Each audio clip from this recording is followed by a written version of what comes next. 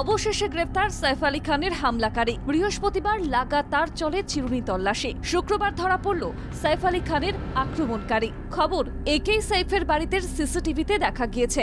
Bandra railway স্টেশনে তল্লাশির সময় তার খোঁজ পায় পুলিশ। সেই সময় ওই সন্দেহভাজন ইতস্তত সেখানে ঘুরছিল বলে জানা গিয়েছে। তার সন্দেহজনক গতিবিধি নজরে আসে পুলিশের, আর এরপরেই আটক করা হয় তাকে। খবর, ম্যারাথন জিজ্ঞাসাবাদ চলছে তাকে। বৃহস্পতিবার ভোরেই আচমকাই এক দুষ্কৃতী ঢুকে পড়েন অভিনেতার বান্দ্রার বাড়িতে। জানা গিয়েছে এরপর ওই দুষ্কৃতীর সঙ্গে হাতাহাতিতে জড়িয়ে পড়েন অভিনেতা, আর তাতেই এই ভয়ানক রক্তারক্তি পরিস্থিতি। এরপরেই শুরু হয় জোর তদন্ত। খতিয়ে দেখা হয় সাইফের বাড়ির সিসিটিভি ফুটেজ, আর তাতেই দেখা মিলেছিল সাইফের উপর হামলাকারী ওই দুষ্কৃতীর। সোশ্যাল মিডিয়ায় ছড়িয়ে পড়ে ওই দুষ্কৃতীর ছবি।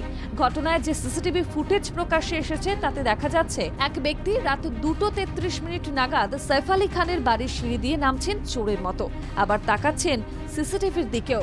সেই ব্যক্তির পরনে সাদা কলার দেওয়া টি শার্ট, গলার কাছে ঝুলছে গামছা বা তোয়ালে জাতীয় কিছু, আর পরে রয়েছেন জিন্স। কাঁধে রয়েছে ব্যাগও। আর তাতে আর বুঝতে অসুবিধা হয়নি এই ব্যক্তি হামলাকারী দুষ্কৃতী। দুষ্কৃতী হামলার পর তড়িঘড়ি হাসপাতালে নিয়ে যাওয়া হয় সাইফ আলী খানকে। তার বড় ছেলে ইব্রাহিম আলী খান অটোয় করে তাকে হাসপাতালে নিয়ে আসেন দুর্ঘটনার পর। জানা গিয়েছে ওই মধ্যরাতে কোনো গাড়ি পাননি ইব্রাহিম, যেটাই করে তার বাবাকে হাসপাতালে নিয়ে আসতে পারেন।